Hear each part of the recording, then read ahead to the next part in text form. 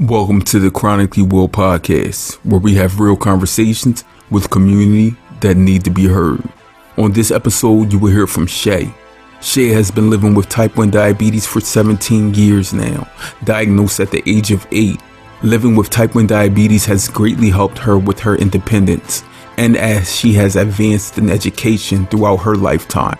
Shay is big on diabetes advocacy and research and loves to connect with community. Before being diagnosed, she used to spend great times with her mom going to restaurants and getting sweet tea. She has a great family history of diabetes. On her mother's side, her grandfather and his brother both have diabetes, and her great-grandfather and all 12 of his siblings have diabetes. Shay's mom spotted her diagnosis from signs similar to her own grandfather and then demanded her child to be seen. Shay wanted to be in the field that she's in because, as she says, not only is it important to work in it, but it is equally important to come back and educate in it. Shay, could you please give the community a summary of who you are? Yes, I did have diabetes, but it wasn't new for us because on my mother's side, because I was raised in a single parent household, my mom raised me my entire life. It's like me and her the whole time. But on her side, it's my grandparents. And my grandparent in particular, my grandfather's side.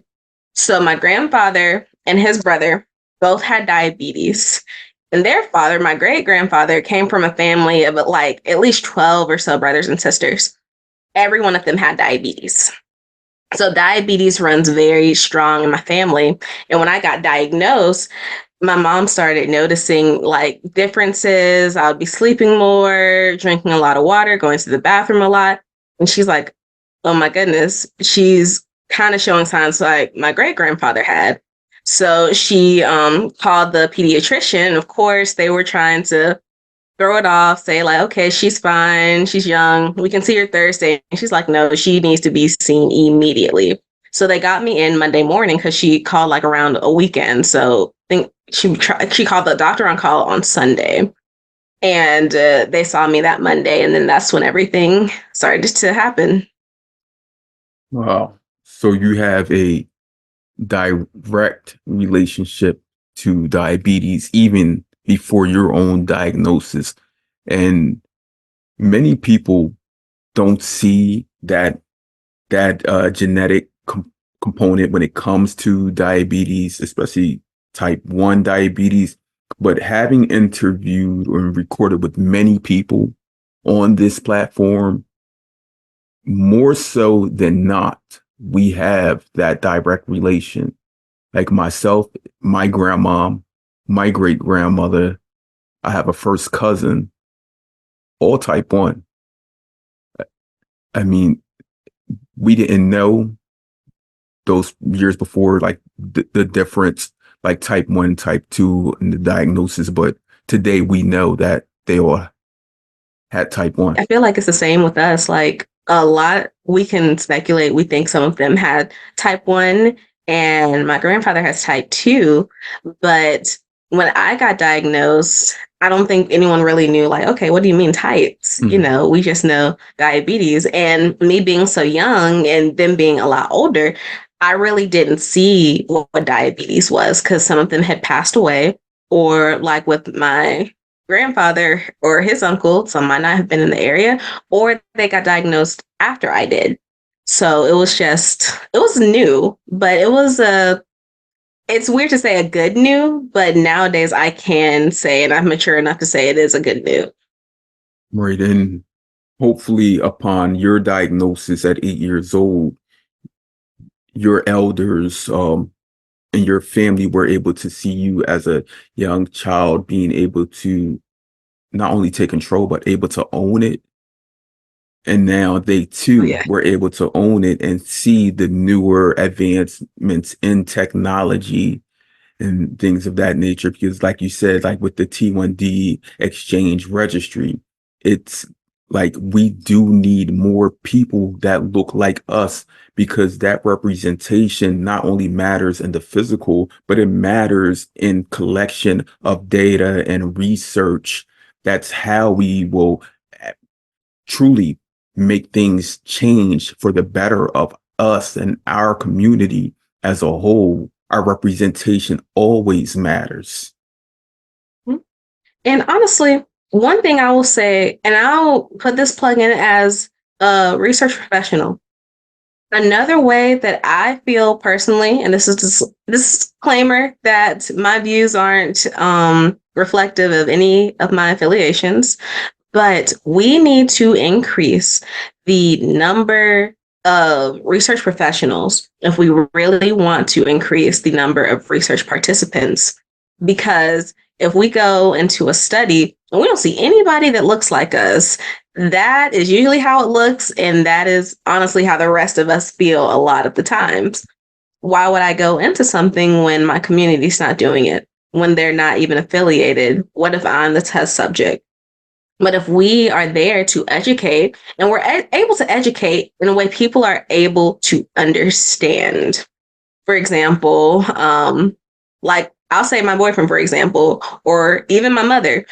My mother's a social worker and my boyfriend's into filmmaking. They can tell me about their fields all day. And even as a researcher, I will be their deer in the headlights. I have no idea what you are talking about because it is a different field.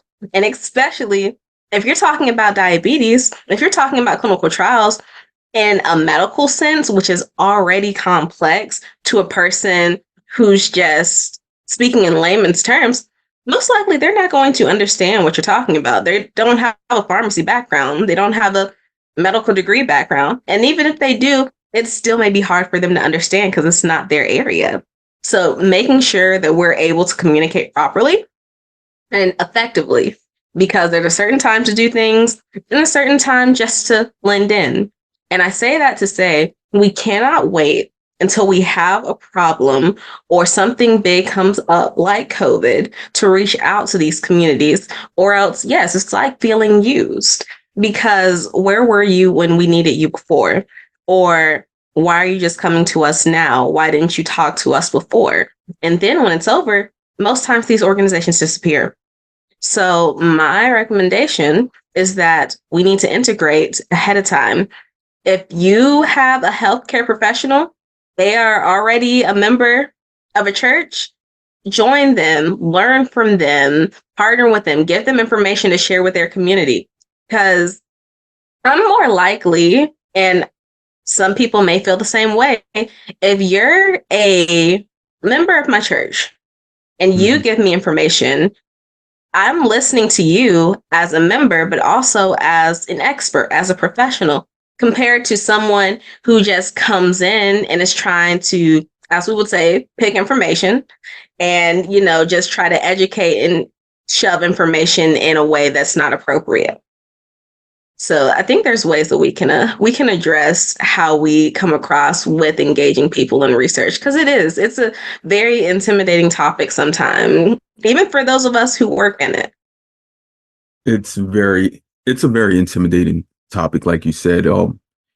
So when you were just talking and you were talking about clinical research and having more people that look like us, just more involved in it, needing more people that do work in bioengineering, biomedicine, clinical research, and things of that nature, I wrote down a friend of mine name and I circled it. So during this conversation, I start off, I write your name in the middle and I'll just make like this web diagram. And during the onset of the pandemic, which is a global pandemic that still is occurring, I reached out to a few of my friends that I know that work in biomedicine and bioengineering, like Dr. Kizzy Corbett. Yeah. So I have we're not directly like friends, but I have so many friends and associates that have worked with her. I was able to actually reach out to her and have conversations with her during this time. And she was like my main go-to person during the beginning stages, the first few years of the pandemic. where I would share information to my family, to my friends, to my social networks, because that representation mattered. Like, I always tell people this: when my queens speak, we listen.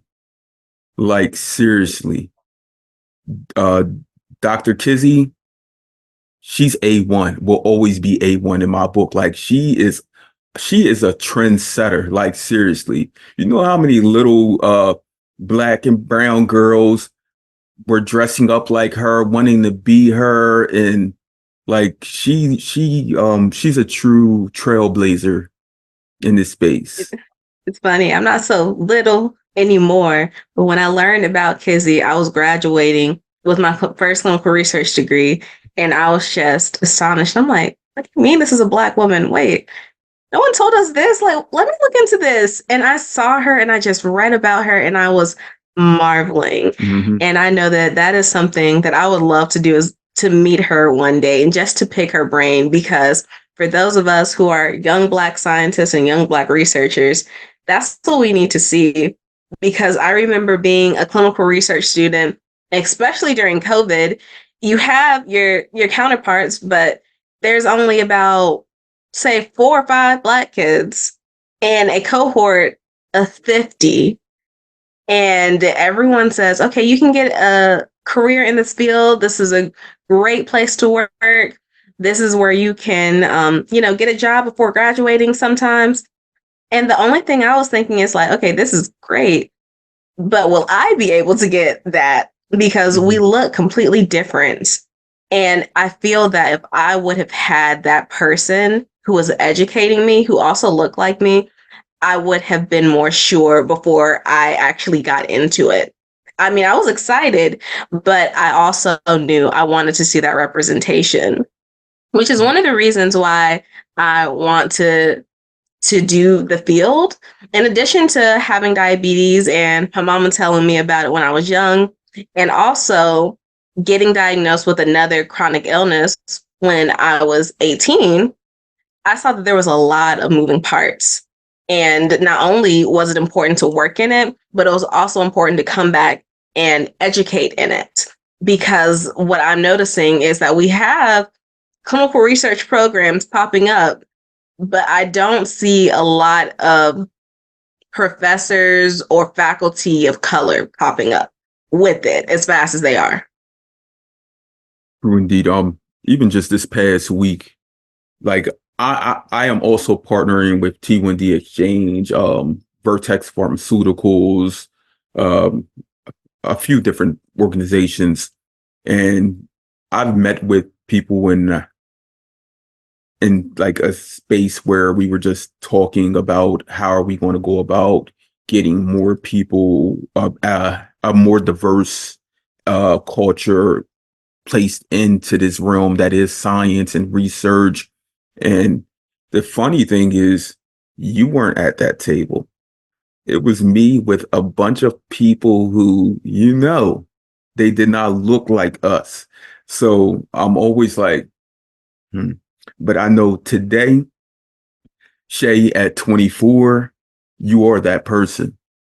You are, like you said with Dr. Kizzy, you are that person that little girls, little boys can look at and be like, yeah, mom, I wanted to be Steph Curry, but I like the way Shay is with the research.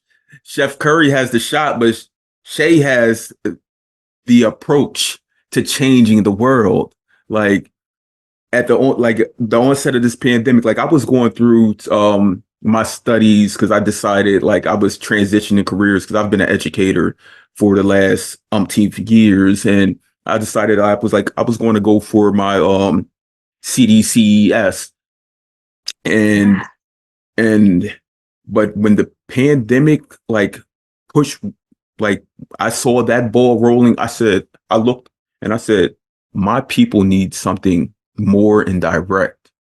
So I decided that I was going to go for a public health degree. After starting that public health degree, I decided, nah, I need more global health. So that's what I've been focused more on, getting an advanced master's in global health, because I mean, I knew the direct need here in my community. But when I saw people across the world not being able to get access to things, I said here in the US, eventually everyone will be able to access the things that they need to survive this pandemic. Like, but when you think of people who live, like my best friend, his family is from Western Africa. And I know people in East Africa, North Africa, like all over, and just being able to have conversations with them, which I do strongly promote everyone. Please don't just stay inclined to your own community. Please open up your heart and your mind and your, like, whatever capacity you have to just see things from a greater view, a greater perspective, because it's not all about you. Seriously. Oh, Seriously. it's funny So you say that. Oh, go ahead. now, you can go ahead, because I was just going to say, seriously, that's just, I mean, I've always had that approach mentally, but I know Mhm. that everyone don't have that. No, it's true. And it's actually funny you say that because one of my mentees is actually from Ghana. And I was just astonished by her just tenacity to keep on going and to do great things and to be a scientist. Even though I focus on diabetes, she focuses on sickle cell. And I am ever proud of her. And her name is actually Priska. And funny thing about Priska, when I first met her, we weren't too far apart in age, but I was an upperclassman and she was an underclassman who had transferred in. And she was so eager to meet me. And I remember meeting her, but I pulled up in overalls and she was like dressed to kill. And she had all these questions lined up. And I'm like, oh, wow. Mhm. You are really serious. And the more I got to know her, the more I saw her work ethic and the more, even though she was my mentee, she was inspiring me. So a lot of times it's these people from different places that inspire us to do different things than we would have typically done.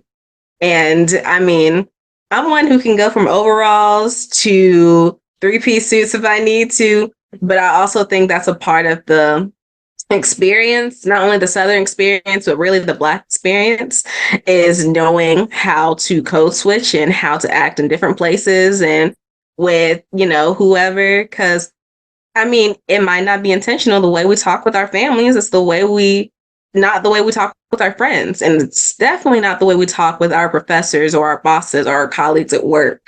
So just knowing how to approach things. So someone at work, like I was reading something the other day, and the doctor kept on referring to diabetes as DM1.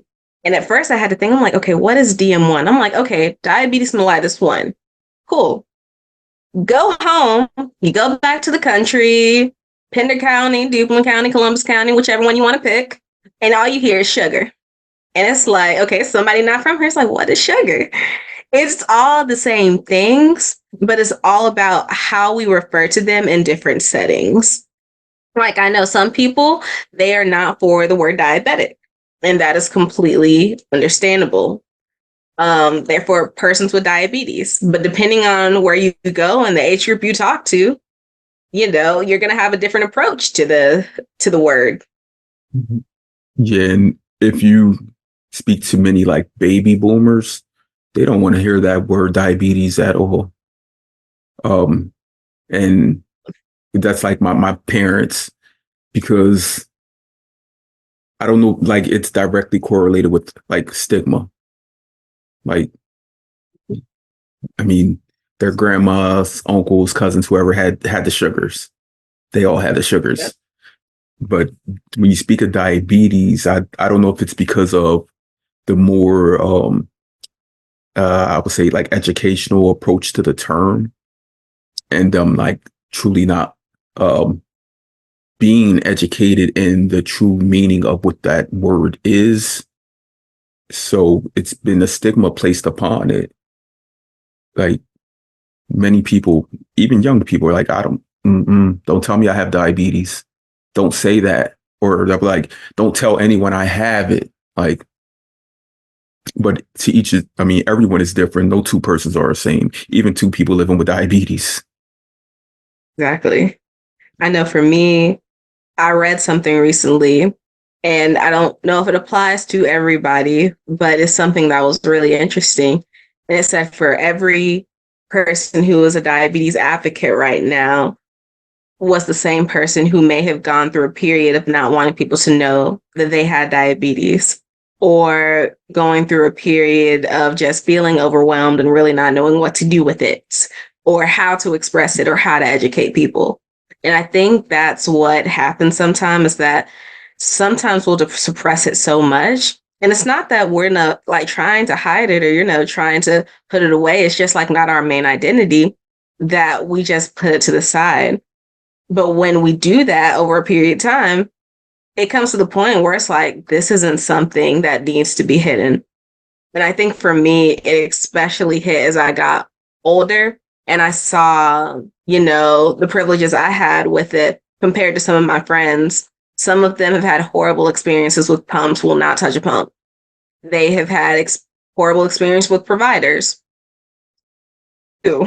But what I notice is that we handle it differently, and just learning how people handle their condition and how the society responds to it is something that needed to be seen, and it needs to be magnified, because how someone who is Black responds to diabetes could be completely different to someone who is not Black with diabetes.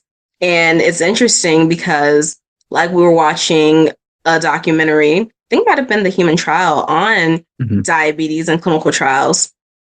And when looking at it, and you really don't see yourself in the movie anyway, but then looking at how different situations were handled, it's like, well, that's nice. It's very interesting. And it's very interesting to see part of your intersectionality on camera, but this isn't the full picture. And I think just like a lot of healthcare providers, I think like a lot of society, we need to see a person as a full picture rather than their diagnosis, which is honestly one of the reasons why I think people shy away from it sometimes, because that's all people will see. But I'm involved in a lot of things. I'm a very busy person. And then they see how busy I am. They're like, oh my gosh, you're always doing something. I'm like, yes. Like right now, super excited because my A1C is about the level it was when I was in college, which is something I did not expect to see, which is super cool. But one thing I did when I was in college, I was a sorority president. And with being a sorority president, especially in NPHC, because as my bracelet will say, I am a proud minor woman of Zeta Phi Beta Sorority Incorporated. But we'd have to do step shows. We have to do yard shows. We were always active. We had to be on campus. We had to be visible. And that meant I had to keep my blood sugars intact. I had to find different ways to make sure I was still healthy. So just understanding like, okay, what is a person doing?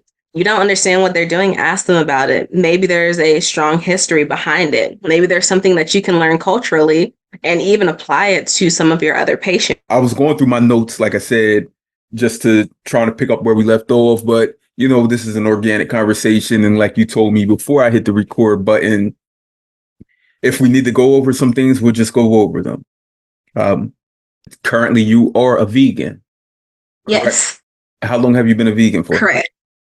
So vegan fully, it's been pretty recent. So I'd say within the past year, but I've been pescatarian, vegetarian-esque for many years. So when I was growing up, there was no meat in my house.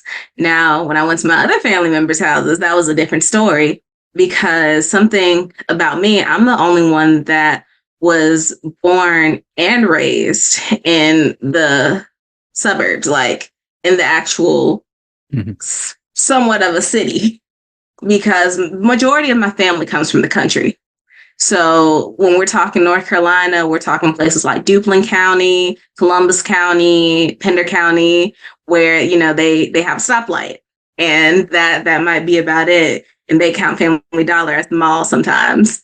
So it's just like these little places, which is honestly growing up why I had such a connection to smaller places. And I wanted to be a pediatric endocrinologist that worked in rural areas. But then I'm like, okay, there's other ways that I can address my community.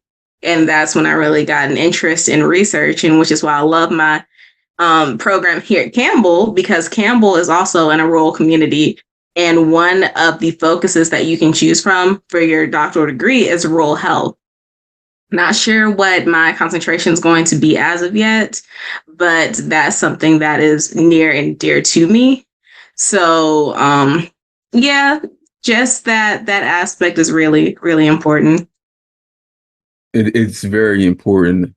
We have a couple historically Black colleges and universities up in this area, and they're mostly in like rural areas. Mm-hmm. Like I'm in the Philadelphia like metropolitan area, but if you go like 45 minutes like west, you're in like rural Quaker land. Like literally, you'll see like horse and buggy. Where we did leave Yeah, off, yeah. yeah. No, Do y'all have it's any horse and buggies down oh south? no. Hmm? And Not really horse and buggies, but you definitely have those towns where it's like you have to drive an hour or 20 minutes to get to stores, to get to pharmacies, all of that. Mhm. And I think that that's something that affects a lot of people down here, because one thing about where we live at in our county is that it's one of the smallest counties land wise. However, it has the most people. But then you go out to the larger counties land wise, they don't have a lot of people, and they're very rural areas. So those people are coming into the county, especially when it comes to our homeless population, because we're the closest place to get resources to them. So no, it's not horse and buggy, but it definitely there's definitely things around it. So around the initial time I recorded with you, I think maybe a week before, I recorded with a young lady who's also from a rural area in North Carolina. And but the way she spoke about her town was like she's 2 to 3 hours from anything. She's I think she's a graduate of NC State. Oh, yay. Go pack. Okay. Right. And because we were talking about the Final Four and everything. But yeah, she lives in a very rural area, and she's like the nearest endocrinologist, I believe it's like 2 hours plus away from her. Yeah, that's honestly that's how it was for a while with us down here in Wilmington. And we live in it's not the biggest city, but we at least live, in a city part. I live in the suburbs of Wilmington, but the craziest thing is that the number of diabetes and diagnosis was increasing. However, the number of professionals was not. So that meant if you were a pediatric patient with diabetes, you had to drive 3 hours, 2 hours to get to a pediatric endocrinologist. And that was me for some time until we finally got one down here. And to date, I think we still only have one. We might have two, but it's not a lot. Wow. So that almost like makes your parents, your mother who raised you as a single mom, become like your direct medical care team, like the entirety of the team. The Like, majority, yeah. I mean oh yeah, the that majority. that I mean I was very close to my grandparents down here. So where we live and where they live, it's about 7 minutes down the road. Mhm. So it would be easy to, call them up anytime. And they were always so receptive and always so supportive throughout my entire childhood, adulthood, always there. But when it came to other professionals, you had your pediatrician and you had your eye doctors. But when it came to more specific areas, you might have a nurse practitioner down here who was available sometimes. But yeah, you're right. It would just be like my mom communicating with these professionals that are hours away, making sure we were able to get to what we needed, and also make sure it's timely. Because I can't remember if I shared this last time. There was a time that I actually went on a trip, and luckily the trip was to tour Duke because I was in high school and we were looking at different schools, health focused schools. And I get to Duke, insulin is just no go. Like my sites are not working, it's just not happening. And my family was like 3 hours away, but they were able to get on the road and come and grab me. But I was also lucky because I was on a research focused campus. So even though it took a while, and when I say it took a while, like I was in their hospital part while my classmates were like touring the school, and my mom was back in Wilmington hauling the hospital up there trying to see how I could get some type of insulin and how they could work it out and how they could get my insurance up there, because like I'm in high school. I don't barely even know about insurance now at this time as a research professional. So like I knew something about it then. I did not know a lot about it. So, she was taking care of everything. I wanted to make sure that I got this right. So I wrote I jotted it down, patient B, because when you started talking and you were like, you said something about your insulin, then you were like, at Duke, I wrote patient B. I said, I know she's going to say something about Duke being a medical research facility, because I was like, if she ran out of insulin or had a site issue, they better help correct that because of that name Oh, alone, yeah. what they're Oh, known yeah. for. I said, they probably couldn't wait to get you in there. No, I mean, the beauty of it is knowing something about research, about medical field, and just kind of like learning. So you're kind of a little more privy to it, but of course, things happen. But with that, it's not like I was admitted, because one thing I can say is that, and my mom will remind me all the time, when I was diagnosed with diabetes down here in New Henry County, the nurse said either she is going to be a frequent flyer we see every week, or we are never going to see her again. And we made it like a whole promise, y'all will not see us again. And I have never had to be readmitted for anything. The only time I've had to go back is when I had to spend like the night, and it wasn't even a night, it was just a few hours, because I was like, going through puberty and trying to get blood sugars down with all these different hormones, and it was just a lot. And the only reason that happened is because my doctor wasn't available, and the on-call doctor really didn't have an idea about the situation. So he's like, the best thing I know to do is take her to the ER. So when went to the ER, hooked up the fluids, got sugar down, went home.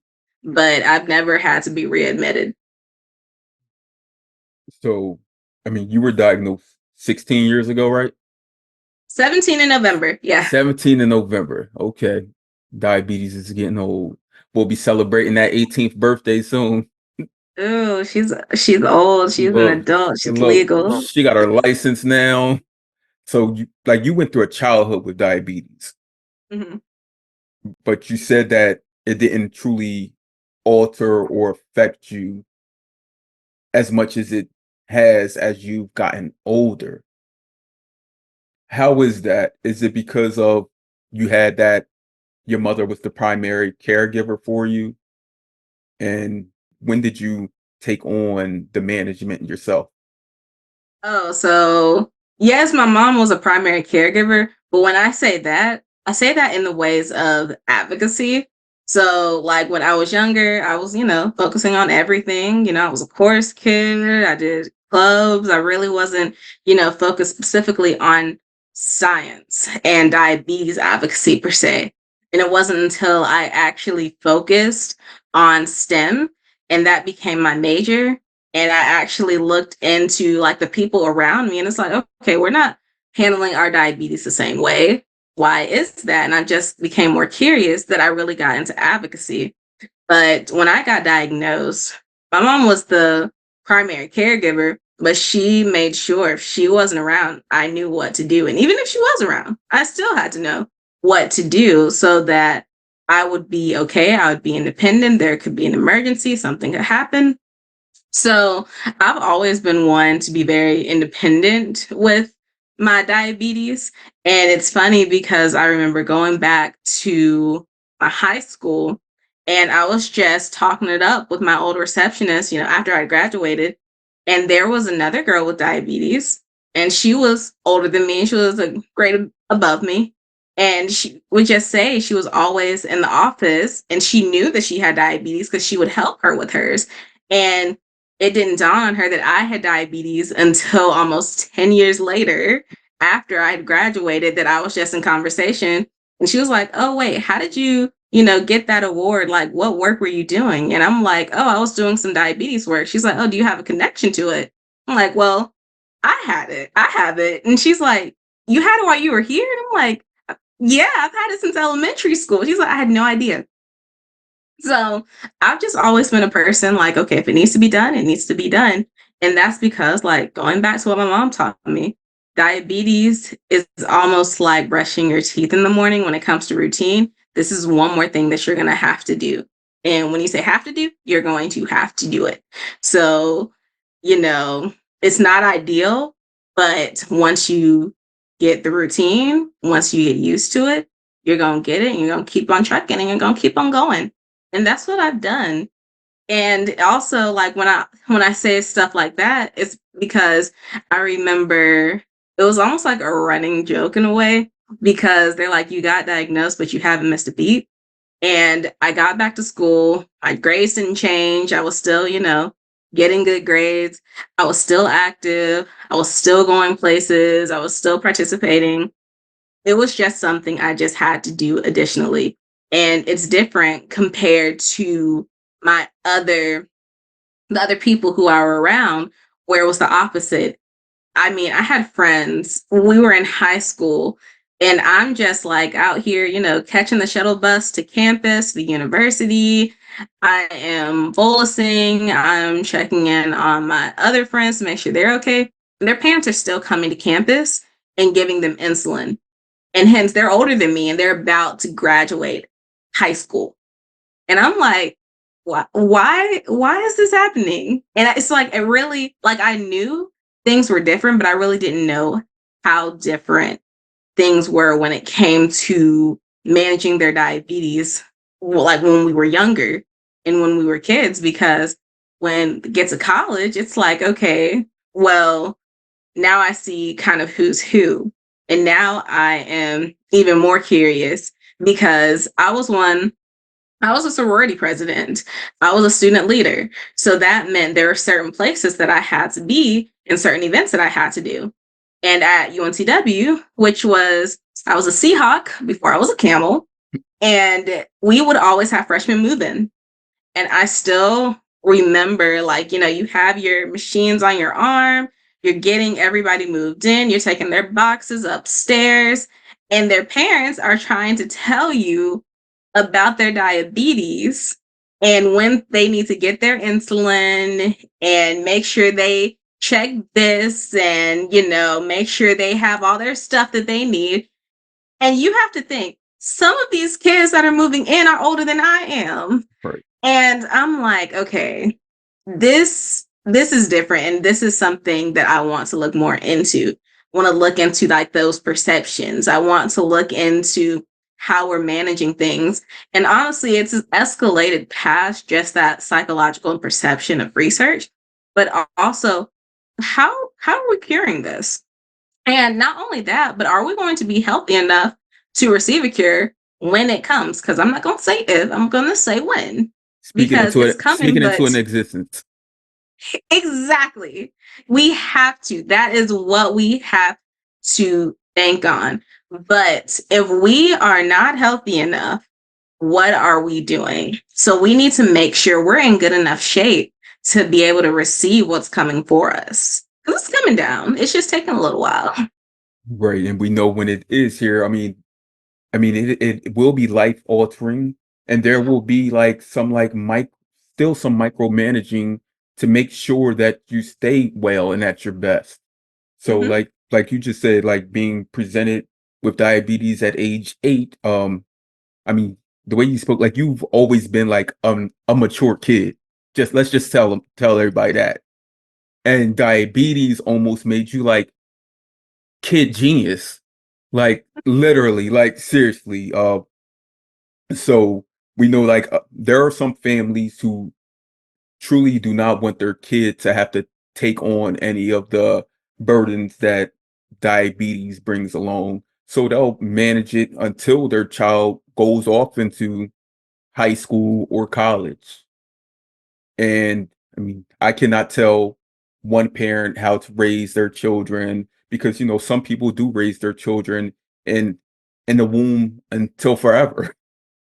Yeah. Like literally, they nurse them through everything, every step of life. But I know that like myself, by the age of, I don't know, 4 or 5, I knew like how to do everything. Like seriously, everything you would learn through like grammar school. I knew how to count money. I knew how to tell time. I knew how to set alarms. I knew how to go to the store and do all of those things. I know kids that are 11, 12 years old that don't know how to do that. And that wasn't a Mm, burden on me. Like I enjoyed learning those things. exactly. And one thing I can say, like my mom is the one of the most sweetest. And even though, nobody wants to think about it or face it, but she's like, there could be a day I'm not here, or none of us are here. And you're going to have to take care of yourself and keep on going. And, things happen quickly. I mean, especially to people my age. And that's hard to see, like your friends who are your age, they're just getting sicker or they're passing away or something happens, and then you just have to readjust. You have to be safe and you have to keep yourself healthy, or else if you're not going to be healthy enough to be there for anybody else or to do any of the things that you really do want to do, whether that's health wise, professional wise, personal wise, academic, what have you. Like if you can't handle your health is going to handle you. And, you know, there's enough things to handle. I want to at least have that under control so I can be healthy and feel good. Did diabetes actually push that gifted child to become even more advanced? I believe so. I think I'm funny. Like, for example, like if you ask my grandmother right now, she'll tell you how I was not a math person. And this is also someone, she's going to be 94 years old this year. She's a retired teacher and Congratulations. she loves education. She yes, yes. No, I love her so much. That's my heart. But she knows education. She loves education. But growing up, I loved school. But when it came to math, if there was a homework pass to get out of it, if to run from it, I did not want to do it. But she's like, you know what? No, we're going to sit down and we are going to learn this math. And from then on, I've just loved math. And being a person with diabetes, you have to know math. Like it's not an option, especially when I was diagnosed and everything was manual. They give you your formula and you had your calculator and you had your insulin pen and that was about it. I mean, when I was diagnosed, it's crazy because I hear people now and they're like, yeah, my daughter or my son, or I was diagnosed on Wednesday and then next week I get the pump or something like that. And I'm like, what? What do you mean? Like this soon? Like for me, I had to wait a whole year at least to get the pump. And that's just when things were really new. There was new technologies coming out. Nobody really knew anything about anything. And I just think about my pump now. It's wireless. But when I was little and it first came out, it was so heavy. And I'm like, there is no way I'm going to be able to wear this. Me at all times being this kid. But now I feel it and it's not there. Like I forget about it. So there's been a lot of different advancements, but there's a lot of things like, this is why I always say diabetes is more of a blessing than a curse, depending on what day. Now, if it is frustrating me, then it's just like, okay, it's on my nerves. But one thing I can say that I've gained from diabetes, one, I have a sense and an appreciation for science, which I had said from the beginning. I'm not being a scientist. I'm not a scientist. I don't do science. Science is not from my culture. I don't know anything about science. I didn't have like a good view of it. I had teachers who really weren't pushing it, or really, if I'm honest, they really weren't pushing their Black students. I didn't get a Black educator until I was in college. So, you know, people who actually enjoyed STEM and that looked like me, one, that was huge game changer. And to actually see the science of diabetes and what was going on within my body and how there's different types and what it does and everything behind it, something that is super interesting. I probably wouldn't have been into advocacy because it's like, okay, why do you care about this? This is why I care about this. This is my elevator pitch, and this is how we're going to change it. And it's something that's just near and dear to me. And another thing that I don't think people really think about often, if I didn't have diabetes, some of the people who I know, including yourself, and even like one of my best friends, we probably would have never met. We probably would have never crossed paths because there wouldn't have been a reason to cross paths. But because we did, things have been all the different, and I'm glad that they are.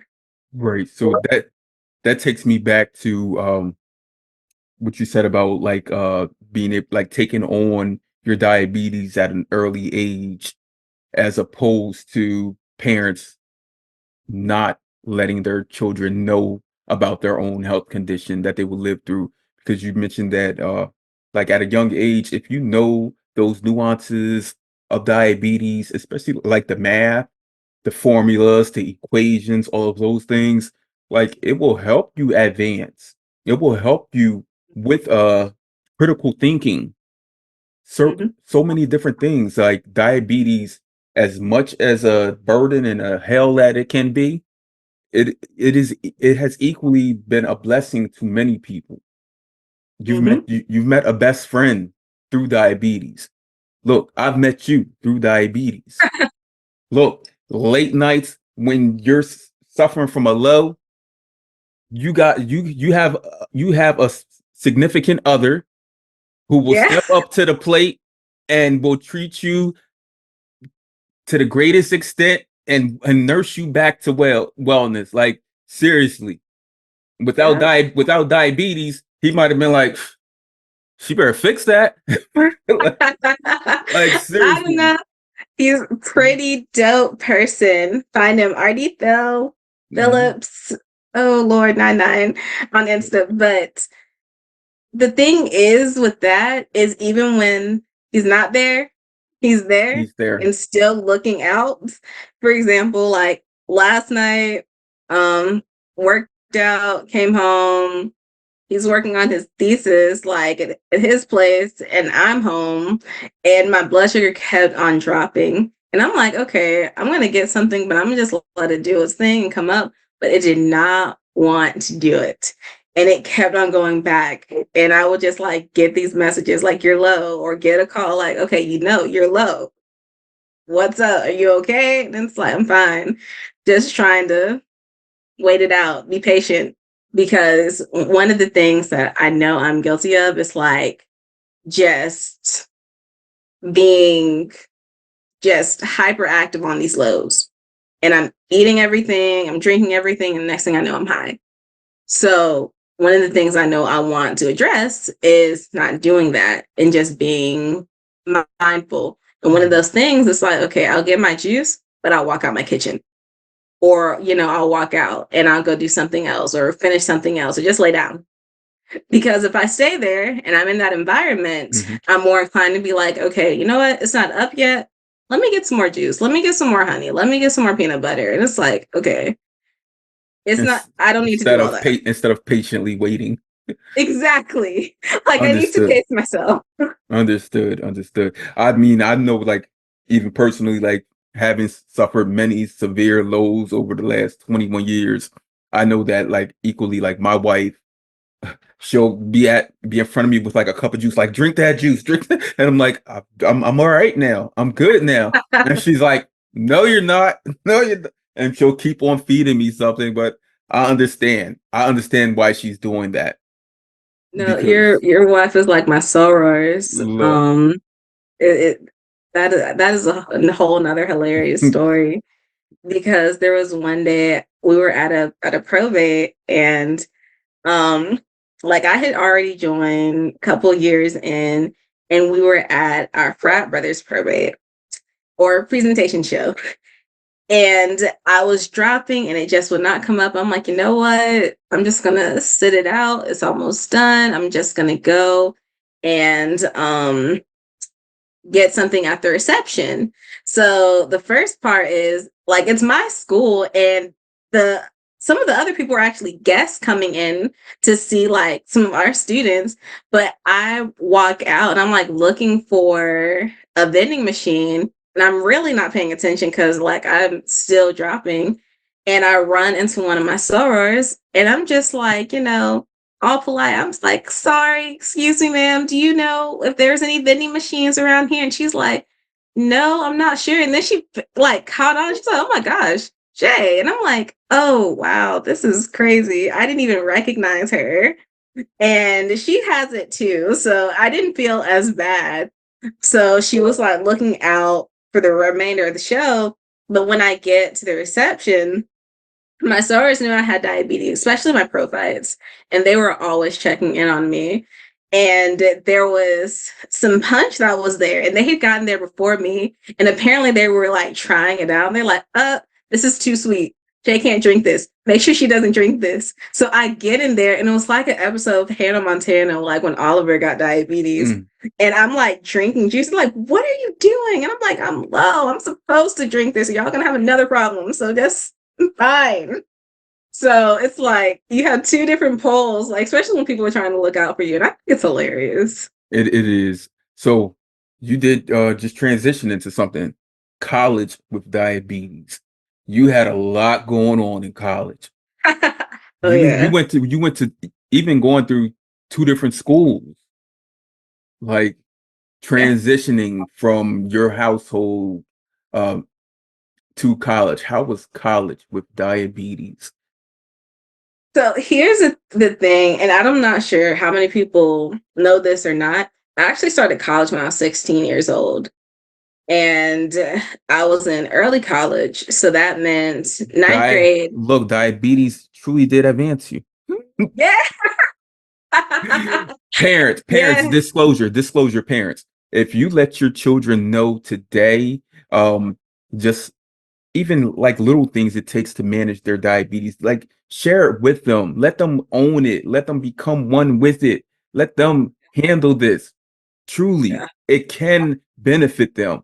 Not only as we're talking about like with education, mechanically being more inclined with their own well-being, but also like community.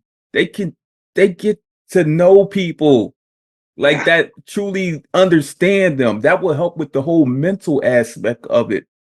When Yeah. we are ridden with burden, just to know we that someone else has equally gone through this and that we can even just have conversations with them will help them. So Yep. yeah, back to you. No, that is needed. That is needed. Honestly, it's funny. One of the things when I would like kind of get in those moods, like, I don't want to do this. I'm frustrated. I want to learn this. My mom's like, okay, listen, you're going to get to the age where you are going to be going places that, I'm not always chaperoning. And she didn't, she wasn't going to chaperone me. She wasn't going to helicopter me, which, some are okay with that. That's completely fine. That's just not how it was here. And it was a lot more better for me. And I think the rest of us too, because like I was a really active person. I'm still a very active person going places. And especially when I got to middle school, I was always on a bus going to a different state, going to like sometimes an amusement park, sometimes a chorus concert that we had to do for the county or for the state or what have you. And my mom was like, okay, I know how active of a person you are. And I know that there'll be times you're going to be gone. You're going to be able to hop on this bus, take care of yourself, and you won't need to have me around. And, I trust you're going to be able to take care of yourself. And I did. And then she also made the point, listen, you're also going to get to the point where you start dating, and I'm not going to come with you on a date in the back seat, making sure you take your insulin. And I'm like, frankly, appreciate it. But hey, and I mean, that was a good point to make, even at a young age.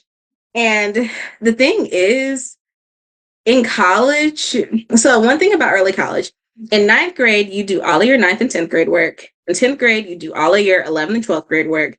In 11th and 12th grade, you're a full-time university student. So in Wilmington, we have two early colleges. We have Wilmington Early College and Isaac Bear Early College. And I was an Isaac Bear Early College student, which meant I took all of my classes at UNCW. So the first transition was one being this high school student, because when I graduated high school, I was already a sophomore at UNCW because I just taken enough credits. So I'm like adjusting. I'm trying to like figure out classes, figure out where everything is, get to know people. And that meant, hey, okay, I have to stick my vials in my bag, maybe stick a pen sometime if I need it for emergencies, and just build that community, still keep on going. And it's funny because when I first got there, I was at Isaac Bear, but I was really involved within the Black community at UNCW. And the Upperman Center, which is our African American Cultural Center on campus, they have a mentoring program called the Excellence Project.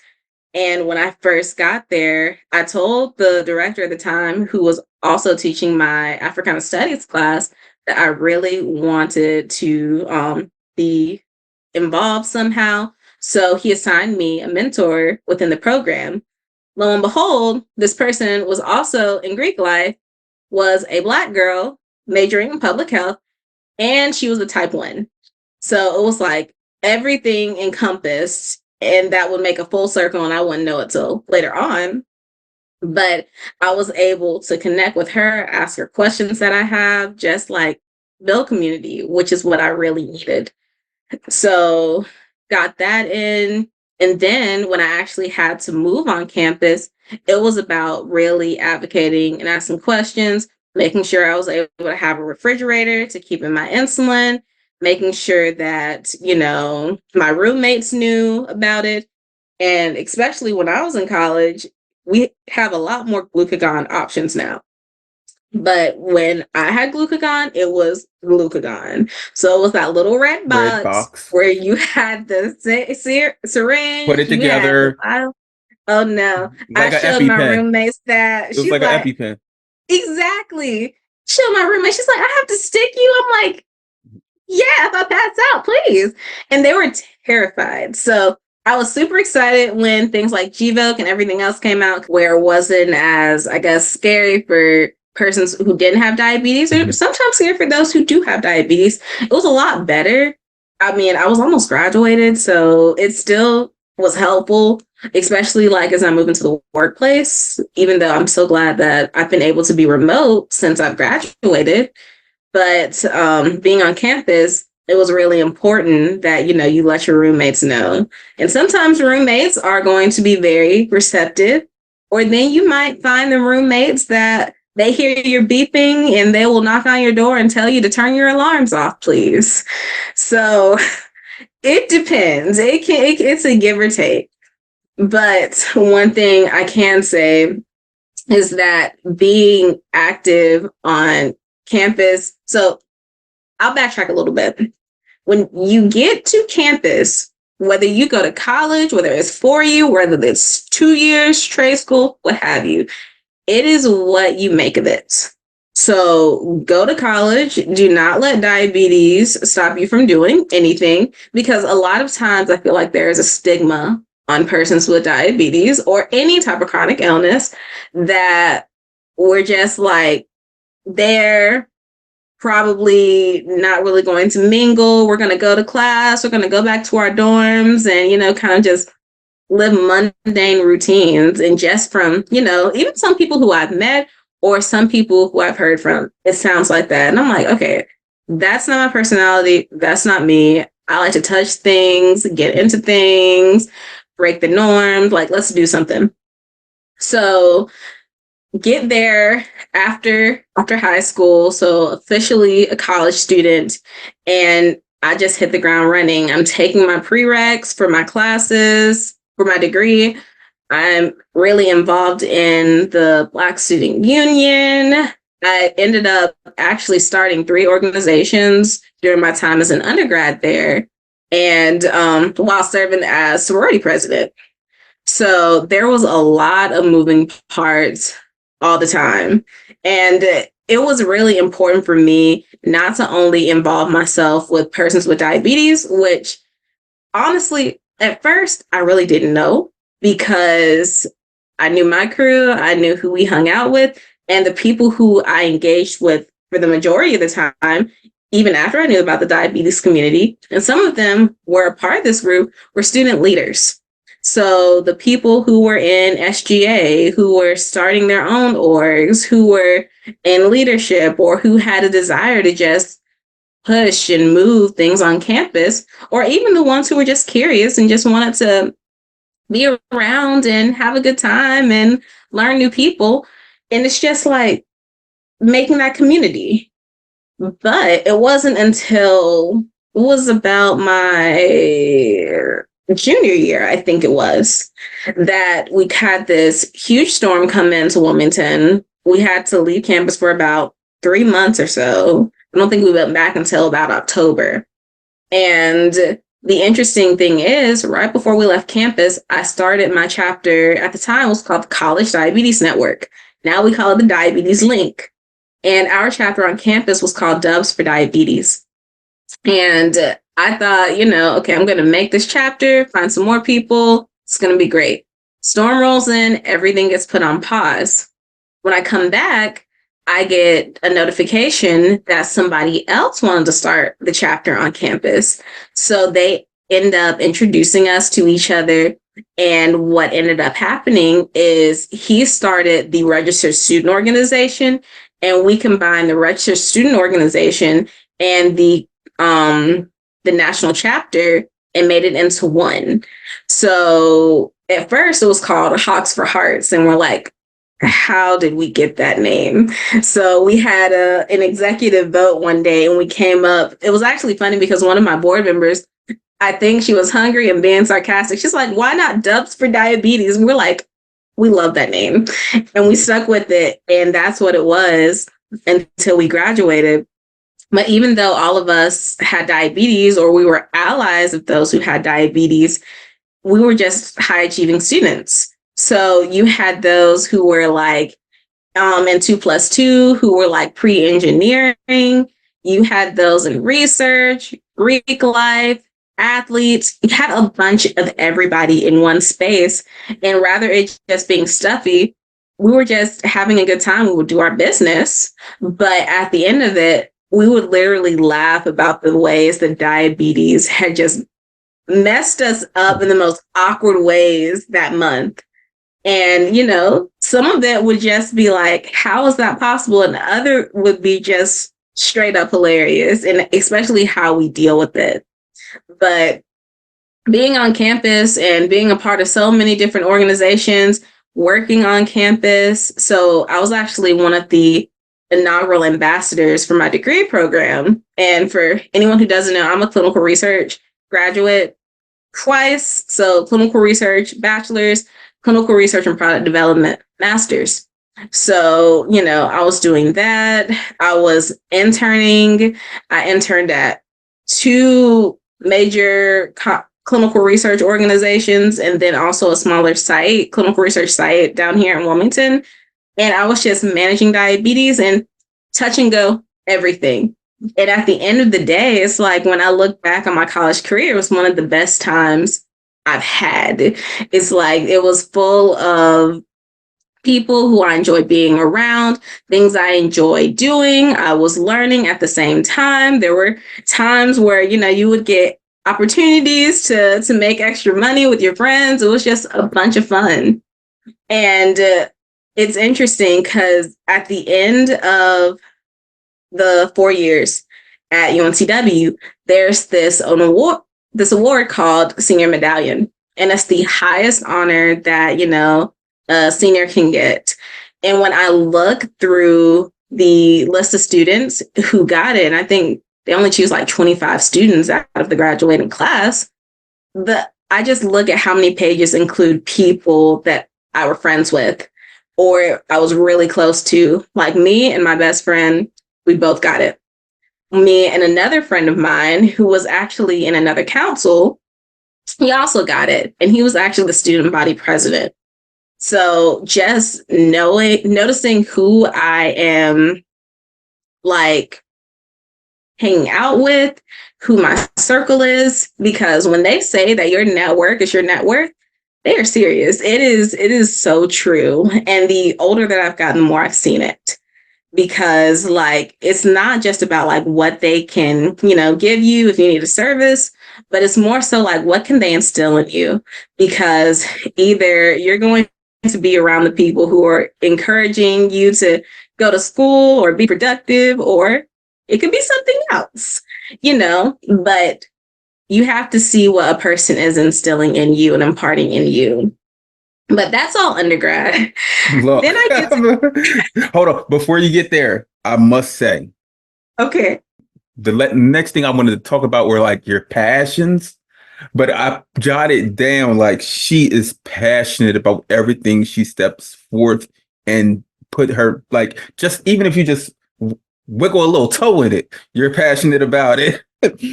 And I wrote on the top of this page, because it's been a true reminder during this entire conversation about how diabetes hasn't held you back.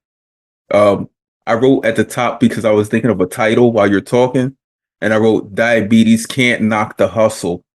Like, it has not knocked your hustle at all. It can't.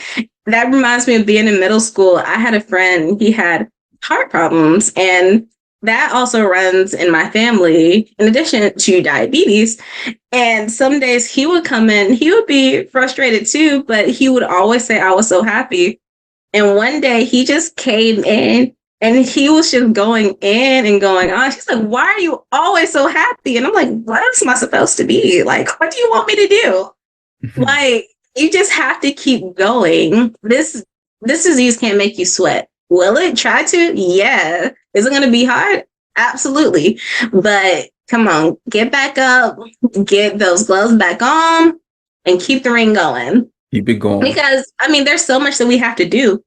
And I'm glad that I guess you could say diabetes is counted as a disability, because I've been able to not only connect with the diabetes community, but with the disability community.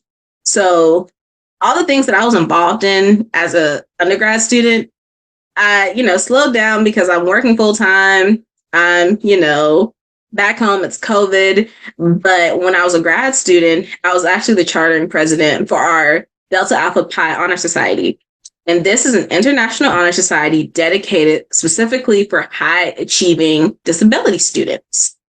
And this was a time where we were getting a new chancellor, which was amazing. And I still love my chancellor at UNCW to this day. I love Chancellor Letty. But he actually came and addressed disability students when they were getting inducted and stayed with us the entire ceremony. And I think that was another thing to say, okay, yes, there is stigma between disability and diabetes and also the outside world, but there's also community that can be built. And I really wanted to be that bridge for building that community between, our silo of persons with diabetes, our silo of persons with disabilities, and also the general community, because I feel like there's a lot of lack of communication there that still happens, but, we're human. That's what's going to happen. Shay, may I ask you this? Yeah. Because today you are everything. I keep having to remind myself, clinical research. But what did you want to be when you were growing up?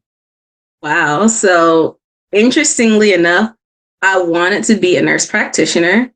And then I wanted to be a pediatric endocrinologist. And then it got into things like Surgeon General. And then I'm like, maybe not. But There's still options. There's no limit to you. there isn't. Look, what Master P say? Make them say, no It's limit. funny because when I was in fourth grade, I remember we had career day and people were coming up saying, okay, I want to be a nanny when I grow up. I want to be a firefighter. And I do a whole PowerPoint to say that I want to be a nurse practitioner. And I remember one boy was like, I don't even know how to spell that. And I'm like, well, There has to be a video of this somewhere. There has to be. so funny enough, I always talk about like how my mom was really instrumental in me and my diabetes, but she was also very instrumental in like my success, but two, like my career and my education. And that's to say, like when you were a little kid, some people would be, outside playing or just spend their day on the computer or what have you. And what would happen is sometime I would use her computer and I would ask if I could use it. And she's like, of course you can. But first you have to go on BLS. And BLS is the Bureau of Labor Statistics. And you need to go and you need to find me what you want to do when you grow up. Not only do you need to find that, you need to find how much it makes, what the growth percentage is, what you need to have. Is it going to be in person? Is it going to be really labor focused? What courses do you need to take? So is it going to be a science thing? Is it going to be law? What is it going to be? And also what school that you have to go to or type of school you have to go to get this, and mostly what is the salary going to be, and knowing what you want to do right now, or even when you get older, will you be able to afford it? Quote, I am like 6 years old at this time. So there was no like too early or, too late for things. You just started early. And because I started early, I had a better idea. And even then, she was the one, I was like 7 years old, who told me about clinical research. And I'm like, that is nice. I don't want to do that. And of course, mothers are always right. I ended up in clinical research later on because I got to college. I'm like, I don't know if nursing is for me. I'm just going to let that be for now. Let me try something else. And I ended up here and I love it. Look, Shay, I have a 10-year-old who, since he was 2, maybe 3, he reminds me of yourself. Today he had state testing, and when I went to pick him up, his teacher was asking what school he's going to, and he's been given like all these different like scholarship offers to like different private schools and whatnot. But I told him, like, there's this school, this magnet school here called Conrad School for the Sciences, and it starts at 6th through 12th grade. And he's always known he's wanted to go there. And I was telling her, and as soon as he came out the bathroom, she was like, Joel, where do you want to go to school? And he said, I just want to finish out my 5th grade year here, and then I'll be going to middle school at Conrad School for the Sciences. And she was like, he knew it. And like he researched, like he's always been like a research giant. Like, my older kids are 15 and 13, and they know if they need help with something, the 10-year-old is the person. He's the most brilliant person I know. Like, seriously, just yesterday I was telling him, we were talking about like different research in diabetes, and I asked him if he could do some research for me on like stem cells and things of that nature. And he was like, sure, I'll do it. I have family members who actually call him and message and text him like things they want him to research, such as like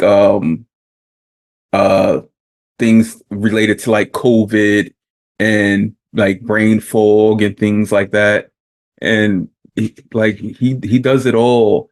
Since he was 2 years old, he's been able to name over 200 dinosaurs. He's huge into botany, like plants and herbs and that science. Mm-hmm. He was the only fourth grader in a high school who did a STEM project and presented it to like everyone. He was the only fourth grader. Like, and this was back in March, and his was on plants, on zinnias, the zinnia flower. How the zinnia flower, different fertilization, different soils, and their growth. So he did a compare contrast of growing zinnias in uh like a fertilizer, a natural soil, and it was like some other soil. And he did a hypothesis and everything. And everyone's coming by like recording him and taking pictures. I said, make sure you jot down his name. And one lady was like, he's going to change the world. And I said, he will. Like, That is what I love it. like yourself, like there's no limit. Like let you become the giant that you're supposed to be at a young age, There you go. because it's only going to expand. And here's the thing, and I can kind of like draw it from my own childhood. I guess keep on, going back to my mama because she instilled a whole lot, and span of 24 years. But as much as I was doing, and as much as I was learning, the biggest and one of the most important parts of it was being able to give back. And that's why it's like, okay, yeah, you can learn all this stuff, but still, when Saturday morning comes, we're going to the homeless shelters, we're going to the food bank, and we're helping the people who need it. And I think that's where a lot of people have kind of dropped off, at least in this day and age. It's like, okay, we're willing to grind, we're willing to hustle, but when it comes to slowing down and just like helping each other out, or noticing who needs that help, people don't notice because people are going so fast. So I think with everything that you are taught early, like share the wealth, pass the plate, whatever you do, pay it forward. And honestly, even if you have nothing to pay for, if nobody has done anything at all, you just have the feeling, the need to do something, do it. Because if something needs to be done, don't wait for somebody to tell you. And that used to be like the biggest rule here growing up. Like, if you see something that needs to be done, don't wait for somebody to tell you to do it. Go do it. Because, some people, one, they won't ask, they won't tell you, but the need is still there. And who else other than you? Like, why not you? Like, do something about it. Right. Look, not only will y'all take on the world, but y'all will take over the world. Seriously, having these conversations, I've met so many people that look like us that are breaking through barriers, not letting anything stop them. Seriously, Yeah. reaching above and beyond all measures. Seriously, while living with a chronic health condition that is diabetes. And not to mention, like you mentioned, that you have another autoimmune condition, correct? Yes. I have had rheumatoid arthritis since I was 18 years old. And I thought that, I was going to start college. I was going to, manage this diabetes, just keep on going. And then things just started changing. The time it would take me to get to class wasn't the same anymore, because it would take me maybe about 5-7 minutes tops to get to my class. And it started taking me like 20 minutes to get the same distance. And I was always tired. I was always in pain. And ironically enough, I had a professor for PE that semester, and she was a Black woman, which one I was super shocked about, but I was super excited about. And she also had diabetes. So she understood that aspect of it. And she even, noticed some things. So I go and I get checked out. And originally I was misdiagnosed. They thought it was just something that had to do like with my knock knees, with my posture. So they put me in a boot for like a few weeks. So I'm walking around campus. I have a boot on. Nothing's broken. I'm like, okay, this doesn't even feel right. Like there's something else that's wrong. And when I go back, they start questioning me again, how I was feeling. And I'm like, okay, I still don't feel good. Now I'm swelling up. There's discoloration in my joints. Like, I don't know what's going on. I go to the health center. They're like, okay, maybe it's a spider bite. You're new on campus. You're staying on campus. There could be a lot of things around here. And it wasn't until I went back the very next time that they're like, you know what, let's run some tests just to rule something out. And then that's when I got the message back that, the markers for rheumatoid arthritis did come back, and that's what it was. So from there, I've been taking all of my medications, my injections, staying active, keeping the fluids, the water, when I say fluids, going. But, it was definitely a shock, but it was also a thing like, okay, this is just like I had to deal with diabetes, just shift again and keep moving forward. And it's also really frustrating when you have people at first who don't understand chronic illness. And it's like you have those general group of people who are like trying to figure out, who are questioning everything. And then you have like your true core friends, like who are always checking in on you, learning more about it themselves, and, just making sure you're okay. And then not only that, you have your providers who you ask them one question, but they're like, you know what, let me up the ante a little bit and make it even better. So I asked for an accommodation note for my university to say, okay, she needs to make sure she has a spot closer on campus to her door when she gets to upperclassmen housing, something like that. And my doctor's like, well, we can't exactly do that because, we can't just tell a person not to park somewhere. But let me write you a note for a handicap placard. And that was like a blessing in disguise because that went beyond my university days. Like that's something that I can always have on me, especially the days I'm flaring up and I need it more than anything in the world. Look, as we wrap up, you mentioned something probably about half an hour ago. I don't know if you noticed that I was like, we're going to get to that. So we're going to speak it into existence because it's going to be rounding a corner soon. We've seen, especially over the last 4 to 5 years, people be able to go without insulin. Mm-hmm. Yep. It's going to be here. It may have not been the 5 years that some people heard. I never was told that. I don't know where they got it from. I never was told that at all. I think it may have been like a old folk tale or like that was shared and kept on growing, because I had never heard that. And that's why, like, I'm like with certain organizations, like even organizations like JDRF, they have put so much funding and resources into clinical research. It's because of a lot of these organizations. We have the continuous glucose monitors, the insulin pumps, the increase in types of insulin, faster acting insulins.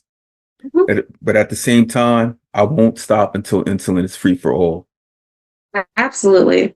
And it's honestly not just insulin. I will always go on saying that because people are like, we need to lower the price on insulin. I'm like, okay, great. But what are you going to do when you lower the price on insulin and we can't get infusion sets or we can't get syringes?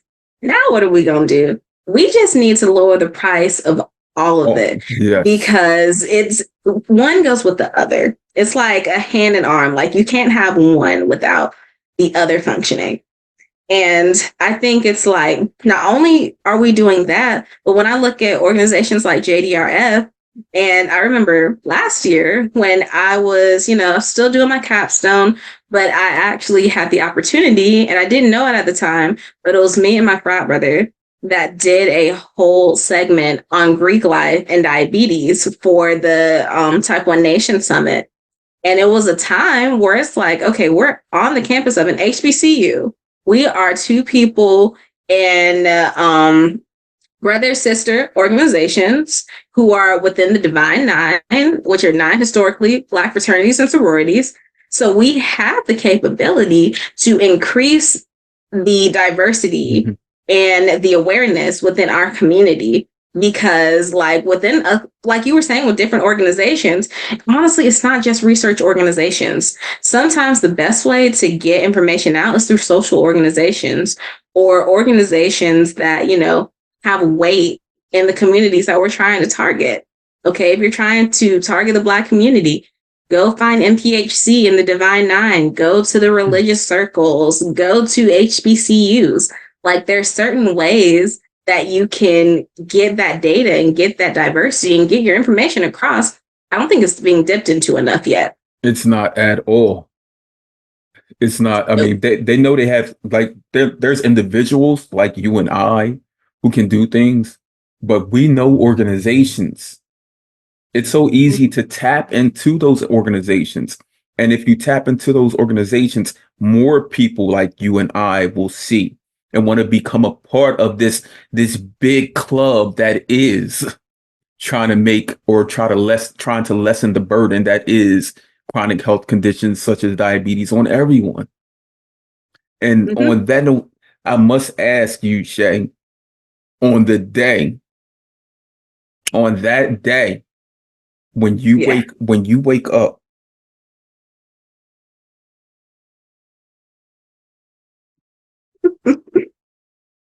and you realize that you no longer have diabetes, like diabetes is gone, fully eradicated, like a magical unicorn came down and sprinkled its fairy dust, vamoose, diabetes is gone. You've been living with it for almost 17 years. I've been living with it for 21 plus years. On that day, Shay, what do you do? One, I will acknowledge that it ain't no unicorn that did this, and that it is no one but my Lord and Savior, Jesus Christ. So if y'all want to see what can really happen and what really is in the works of God's people, when you are trying to do his will and do good works, and you want to see a miracle, you want to see testimonies, you want to see people who are sick and now healed, now that's the first thing I'm doing, because like that was nobody but God right there. Like you have researchers down here, you have scientists, you have doctors. I'll tell you right now, and this is coming from somebody who is a researcher and somebody who is about to become a doctor and, almost halfway through a doctoral program. We don't know everything. Right. But the beauty is you have those of us who don't know everything, but we know somebody who knows everything. And we worship somebody who knows everything. So as long as we still have those people in the world who know where our help, where our knowledge, where our resources are coming from, it's coming down the pipeline and we are going to be okay. And frankly, that day, as much as I'm doing right now, as much as I'm busy, as much as JDR, Ev, Deepak, whoever is doing right now, I can't take any credit. I can't, I can't do anything but just thank God. Shay, the first time I asked someone this question, I told them first what I would do. I don't think that episode has not been released yet.